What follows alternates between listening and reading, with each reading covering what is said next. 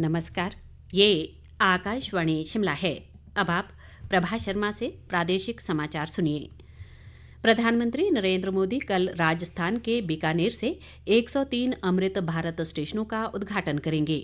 Amrit Bharat station योजना के अंतर्गत इन स्टेशनों को अपग्रेड और पुनर्विकसित किया गया है।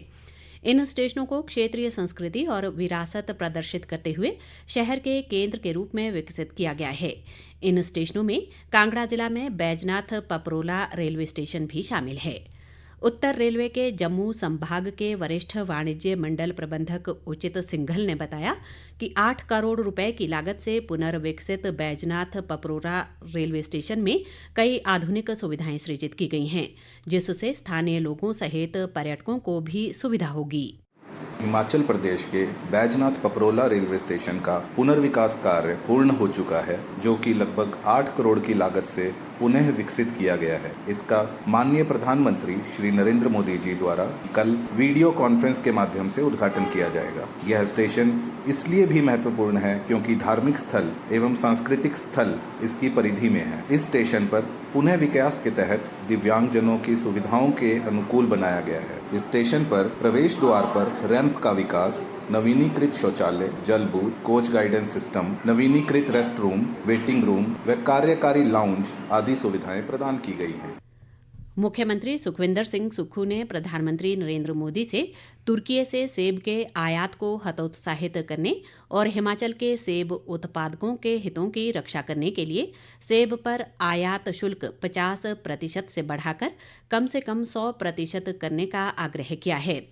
प्रधानमंत्री को लिखे पत्र में उन्होंने ये भी अनुरोध किया है कि आयातित सेब पर मात्रात्मक प्रतिबंध भी लगाया जाना चाहिए। मुख्यमंत्री ने कहा कि सेब राज्य की प्रमुख नकदी फसल है और इससे लगभग 4,500 करोड़ रुपए की वार्षिक आय अर्जित होती है। सुखविंदर सिंह सुक्खू ने कहा कि हाल के वर्षों में भारतीय बाजारों में तुर्की के सेबों की भरमार देखने में आई है और ये देश के सेब उत्पादकों के लिए चिंता का विषय है।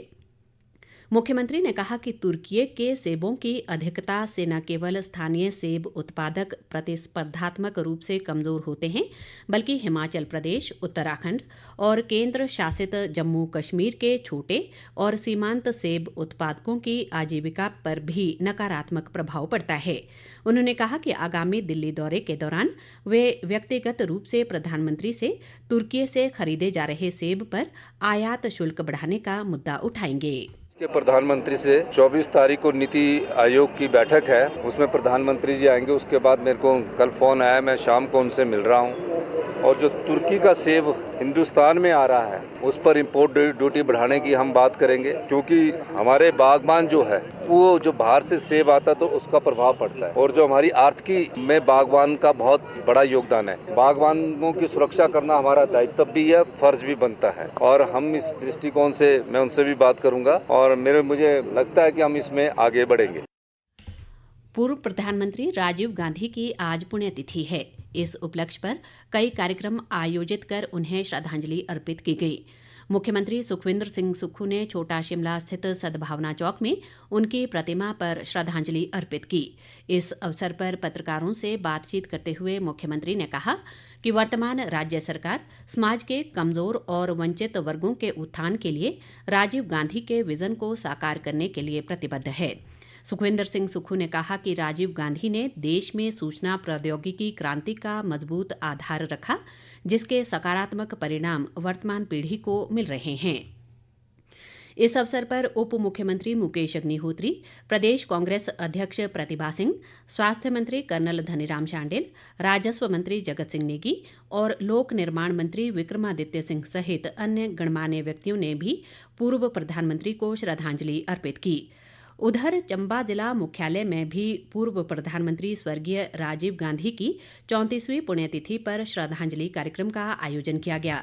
इस मौके पर कृषि व पशुपालन मंत्री चंद्र कुमार ने पूर्व प्रधानमंत्री के चित्र पर श्रद्धा सुमन अर्पित किए और देश के लिए दिए गए उनके योगदान को याद किया। बहुचर्चित विमल नेगी मृत्यु मामले में प्रदेश उच्च न्यायालय ने अपना फैसला सुरक्षित रख लिया है।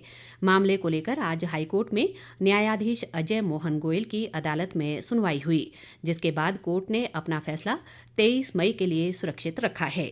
इसी के साथ ये समाचार बुलेटिन समाप्त हुआ। हमारा अगला बुलेटिन आप सुन सकते हैं शाम 7:45 पर। नमस्कार।